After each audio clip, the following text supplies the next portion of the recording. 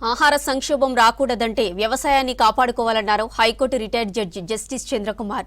హైదరాబాద్లోని బషీర్బాగ్ ప్రెస్ క్లబ్లో ఫార్మాసిటీ వ్యతిరేక పోరాట కమిటీ ఆధ్వర్యంలో జరిగిన ఫార్మాసిటీ ప్రాంతంలో ఏం జరుగుతుంది అనే అంశంపై అఖిలపక్ష సమావేశంలో పాల్గొన్నారు. కార్యక్రమంలో ప్రొఫెసర్ హరగోపాల్, టీఆర్ఎస్ చీఫ్ కవిత, పలువురు నేతలు పాల్గొన్నారు. పాలకుల అభివృద్ధి పేరిట రైతాంగాన్ని ఆగం చేస్తున్నారన్నారు ప్రొఫెసర్ హరగోపాల్. రైతుల ఉద్యమానికి పౌర హక్కుల సంఘం మద్దతు ఉంటుందన్నారు. గత బీఆర్ఎస్ సర్కార్ ఫార్మాసిటీ కోసం రైతుల భూములను లాక్కుందన్నారు టీఆర్ఎస్ చీఫ్ కవిత. వెలుగుమట్లలో తాను పోరాటం చేయడం వల్లే ప్రభుత్వం దిగి వచ్చిందన్నారు. రైతుల పట్ల కాంగ్రెస్ సర్కార్కు చిత్తశుద్ధి లేదన్నారు కవిత. ముఖ్యమైనటువంటి ఆహారం సరే, ప్రకృతి మనకు వ్యవసాయ భూములు ఇచ్చింది, నదులు ఇచ్చింది, మనకు నీటి వసతి ఉన్నది, ఎన్నో ప్రకృతి సిద్ధంగా మనకు లభ్యమవుతున్నాయి. కానీ ఇవాళ వ్యవసాయం అంటే భారతదేశంలో ఇక్కడ ఆర్థిక అంటే ఆహార సంక్షోభం రావద్దు అనంటే, ఆహార కొరత ఏర్పడద్దు అనంటే, భవిష్యత్తులో అందరికీ ఆహారం లభ్యం కావాలనంటే వ్యవసాయాన్ని కాపాడుకోవాల్సిన అవసరం ఉన్నది. వ్యవసాయం ఒక ముఖ్యం.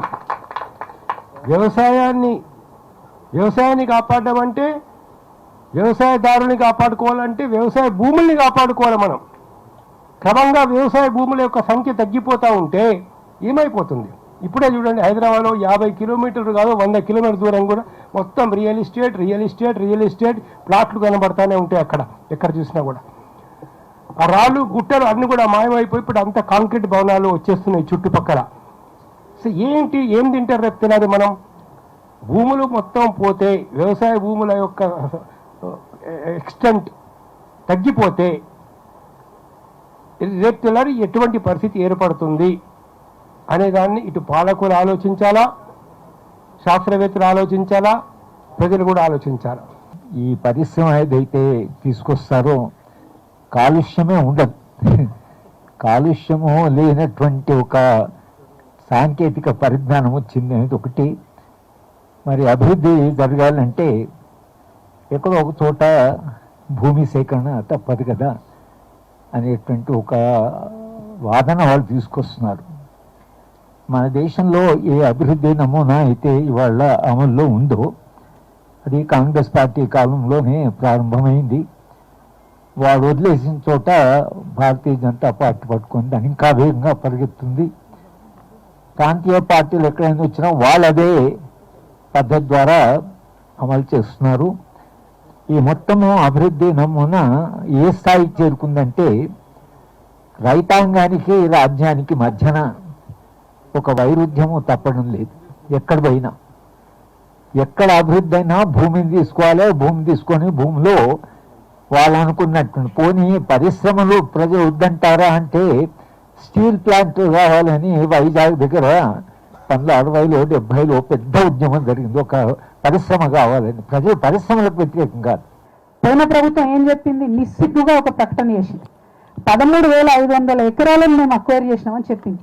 కానీ వాస్తవానికి 3,500 ఎకరాలు మన కందుకూరు మండలంలో అసైన్మెంట్ ల్యాండ్ తీసుకున్నారు. అట్లనే ఇంకొక మండలంలో వ్యాచారంలో 6,500 ఎకరాలు అసైన్మెంట్ ల్యాండ్ తీసుకున్నారు. కానీ పట్టా ల్యాండ్ ఇయ్యమని తెగేసి చెప్పి రైతులు ఆనాడే కోర్టులకు పోయారు. ఆనాడే స్టేలు వచ్చినాయి. అవార్డుల మీద స్టే వచ్చింది, డిక్లరేషన్ మీద స్టే వచ్చింది, నోటిఫికేషన్ మీద కూడా స్టే వచ్చింది. అయినా సరే రిపీటెడ్గా అబద్ధాలు ఏం చెప్పినాయి? ఆనాటి ప్రభుత్వం కూడా 13,500 ఎకరాలకు మేము ఫార్మాసిటీ పెడుతున్నామని చెప్పారు. ఇప్పుడు వీళ్ళు ఏం చెప్తున్నారు? ఇప్పుడు వీళ్ళు అదే అబద్ధం కొనసాగిస్తున్నారు. నిన్న మన వాళ్ళందరూ కలిసినాను, సరస్వతి గారిని, మన రైతన్నలందరినీ. వాళ్ళు ఏం చెప్తున్నారంటే, సరే ఇది మనం అంటే ఫ్యూచర్లో నేను ఇట్లా ఉండదలుచుకోలేదు కాబట్టి చెప్తున్నా మీకు. ఏమంటున్నారంటే, అంతకుముందు బీఆర్ఎస్ పార్టీ కనీసం కోర్టు స్టే ఉందంటే రాకపోతుండే పొలంలోకి. ఇప్పుడేమో వీళ్ళు కోర్టు స్టే ఉందన్న బేఖాతరు చేసి పొలంలోకి వస్తారు, గ్రీన్ఫీల్డ్ హైవే వేసుకుంటూ పోతూనే ఉన్నారు. రాజకీయాలలో గ్రీన్ఫీల్డ్ హైవే మీద స్టే ఉందని చెప్తుంటే ఎల్ఎన్టీ కంపెనీ వాడు బాజాప్తా బలవంతంగా వచ్చి పనులు చేస్తున్నారు. అంటే ఒక దగ్గర మనం మౌనంగా ఉండిపోయినాం కాబట్టి ఇంకో దగ్గర ఇది జరుగుతుందనే విషయం అర్థమవుతుంది.